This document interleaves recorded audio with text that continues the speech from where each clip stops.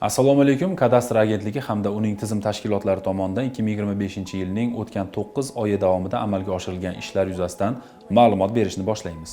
Agentlikning asosiy vazifalaridan biri bu yer hamda kadastr nazorati tadbirlarini amalga oshirish.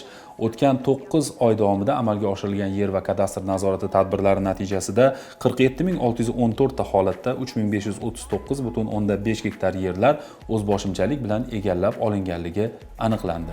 Kadastr xodimlari tomonidan berilgan yozma ko'rsatmalar asosida 33234 ta holatda 1706,9 gektar yoki 70% yer qonun buzilishi holatlari fuqarolar tomonidan ixtiyoriy ravishda bartaraf etilishiga erishildi.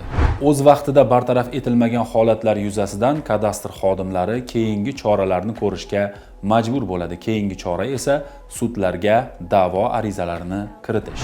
Yer uchastkalarini qaytarish va ularda qurilgan imoratlarni bartaraf etish bo'yicha sudlarga 12148 ta holatda 1423 gektar yer maydoni bilan bog'liq holatlar yuzasidan da'vo arizalari kiritildi. Shundan 1313 ta da'vo arizalari sudlar tomonidan qanoatlantirilib, majburiy ijroga yo'naltirildi.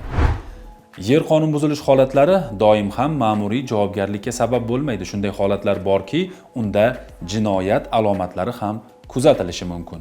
Huquqbuzarlik holatida jinoyat alomatlari mavjud bo'lgan 1405 ta holatda 315,6 gektar yer maydoni bilan bog'liq materiallar o'rnatilgan tartibga muvofiq prokuratura organlariga kiritildi. O'tgan 9 oy davomida yerga oid huquqbuzarlik sodir etgan 27454 ta shaxslarga ma'muriy jazo choralari qo'llanildi. Yer va kadastr nazoratini avtomatlashtirish maqsadida yer nazorat avtomatlashtirilgan axborot tizimi amaliyotga joriy etilib, 184293 ta aniqlangan huquqbuzarlik holatlari axborot tizimiga kiritildi. Shu o'rinda bir narsani eslatib o'tmoqchimiz. Yuqoridagi o'zboshimchalik bilan egallab olingan holatlar O'zbekiston Respublikasining 2024-yilda qabul qilingan 937-sonli qonun talablariga mutanosib emas.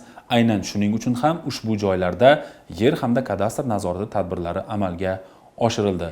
Ma'lumotlarimiz shundan iborat edi. Salomat bo'ling.